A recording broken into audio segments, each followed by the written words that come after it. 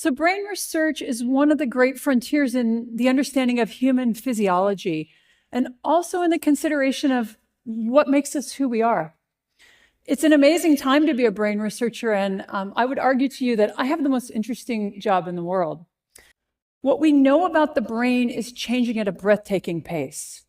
And much of what we thought we knew and understood about the brain turns out to be not true or incomplete. Now, some of these misconceptions are more obvious than others. For example, we used to think that after childhood, the brain really could not change. And it turns out that nothing could be farther from the truth. Another misconception about the brain is that you only use parts of it at any given time and it's silent when you do nothing. Well, this is also untrue. It turns out that even when you're at rest and thinking of nothing, your brain is highly active. So it's been advances in technology such as MRI has allowed us to make these and many other important discoveries. And perhaps the most exciting, the most interesting and transformative of these discoveries is that every time you learn a new fact or skill, you change your brain. It's something we call neuroplasticity. So as little as 25 years ago, we thought that after about puberty, the only changes that took place in the brain were negative. The loss of brain cells with aging, the result of damage like a stroke. And then studies began to show remarkable amounts of reorganization in the adult brain.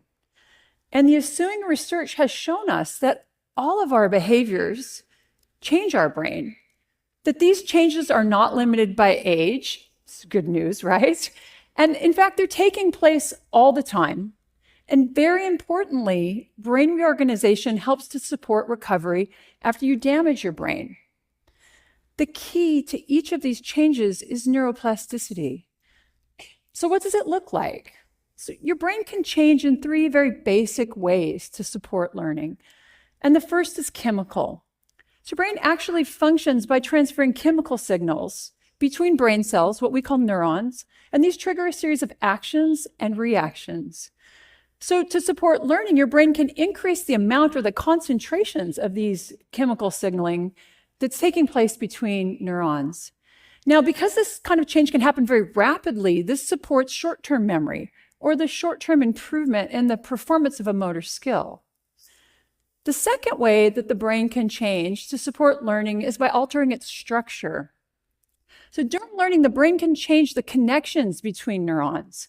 Now here, the physical structure of the brain is actually changing, so this takes a bit more time. These types of changes are related to long-term memory, the long-term improvement in a motor skill. Now, these processes, they interact, and let me give you an example of how. So we've all tried to learn a new motor skill, maybe playing the piano, maybe learning to juggle.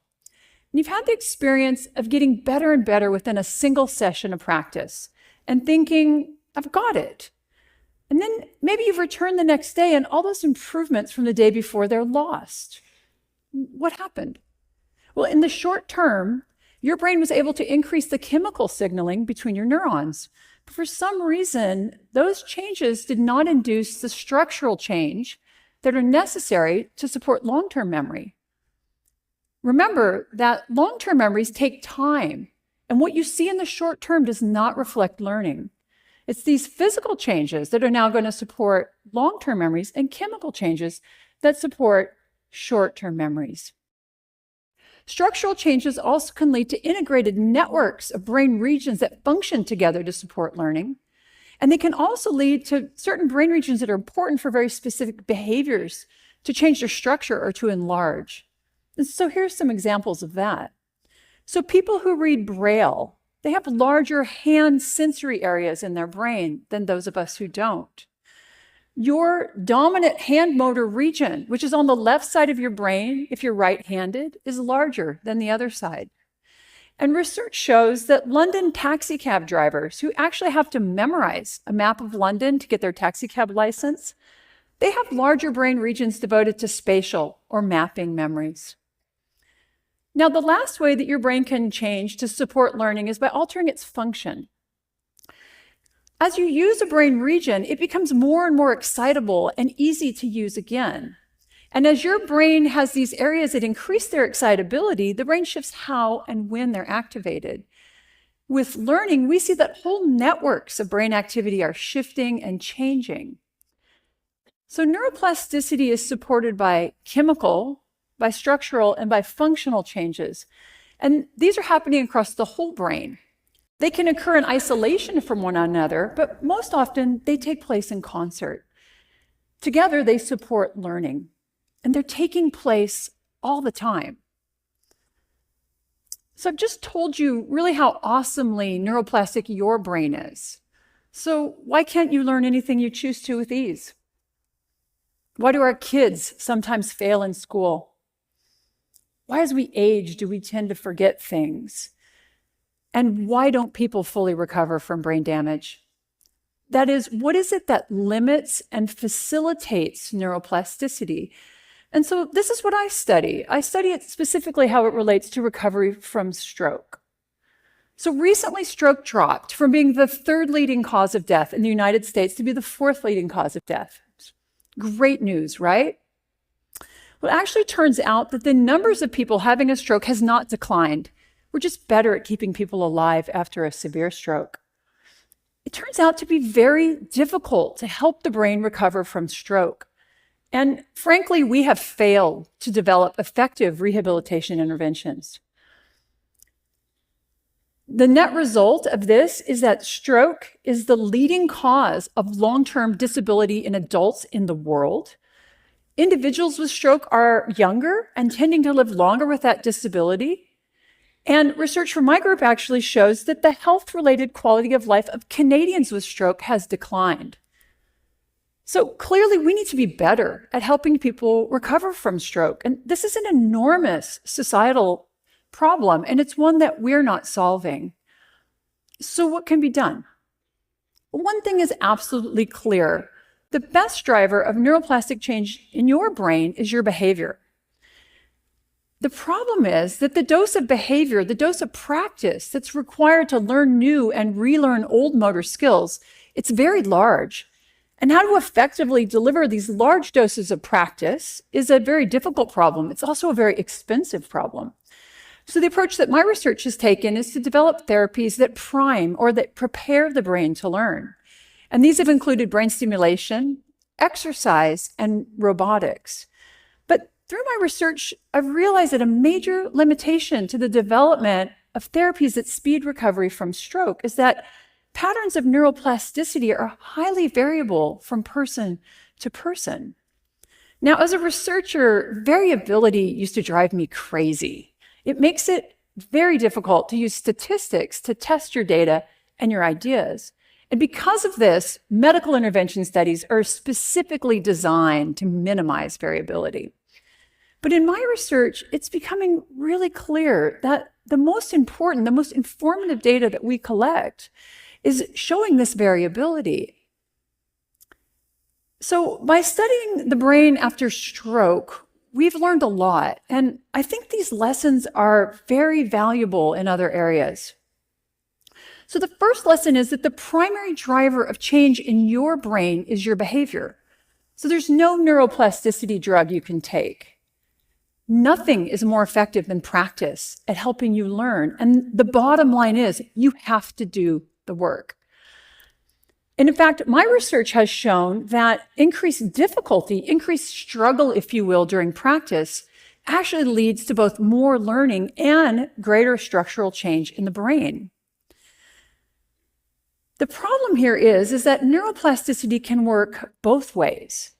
It can be positive. You learn something new and you refined a motor skill. It also can be negative, though. You forgot something you once knew. You become addicted to drugs. Maybe you have chronic pain. So your brain is tremendously plastic, and it's being shaped both structurally and functionally by everything you do, but also by everything that you don't do. The second lesson we've learned about the brain is that there is no one-size-fits-all approach to learning. So there's no recipe for learning. Consider the popular belief that it takes 10,000 hours of practice to learn and to master a new motor skill. Now, I can assure you it is not quite that simple. For some of us, it's going to take a lot more practice, and for others, it may take far less. So the shaping of our plastic brains it's far too unique for there to be any single intervention that's going to work for all of us. And now this realization have forced us to consider something called personalized medicine. So this is the idea that to optimize outcomes, each individual requires their own intervention. And the idea actually comes from cancer treatments. And here it turns out that genetics are very important in matching certain types of chemotherapy with specific forms of cancer. My research is showing that this also applies to recovery from stroke. So there are certain characteristics of brain structure and function that we call biomarkers. And these biomarkers are proving to be very helpful in helping us to match specific therapies with individual patients. And the data from my lab suggests it's a combination of biomarkers that best predicts neuroplastic change and patterns of recovery after stroke. And that's not surprising given how complicated the human brain is. But I also think we can consider this concept much more broadly. Given the unique structure and function of each of our brains, what we've learned about neuroplasticity after stroke applies to everyone. Behaviors that you employ in your everyday life are important. Each of them is changing your brain. And I believe we have to consider not just personalized medicine, but personalized learning. The uniqueness of your brain will affect you, both as a learner and also as a teacher. And now this idea helps us to understand why some children can thrive in traditional education settings and others don't. Why some of us can learn languages easily, and yet others can pick up any sport and excel. So when you leave this room today, your brain will not be the same as when you entered this morning. And I think that's pretty amazing. But each of you is going to have changed your brain differently. Understanding these differences, these individual patterns, this variability and change, is going to enable the next great advance in neuroscience. It's going to allow us to develop new and more effective interventions and allow for matches between learners and teachers and patients and interventions. And this does not just apply to recovery from stroke. It applies to each of us as a parent, as a teacher, as a manager, and also, because you're at TEDx today, a lifelong learner. Study how and what you learn best. Repeat those behaviors that are healthy for your brain and break those behaviors and habits that are not. Practice. Learning is about doing the work that your brain requires. So the best strategies are going to vary between individuals. You know what? They're even going to vary within individuals. So for you, learning music may come very easily, but learning to snowboard, much harder. I hope that you leave today with a new appreciation of how magnificent your brain is. You and your plastic brain are constantly being shaped by the world around you. Understand that everything you do, everything you encounter, and everything you experience is changing your brain. And that can be for better, but it can also be for worse. So when you leave today, go out and build the brain you want. Thank you very much.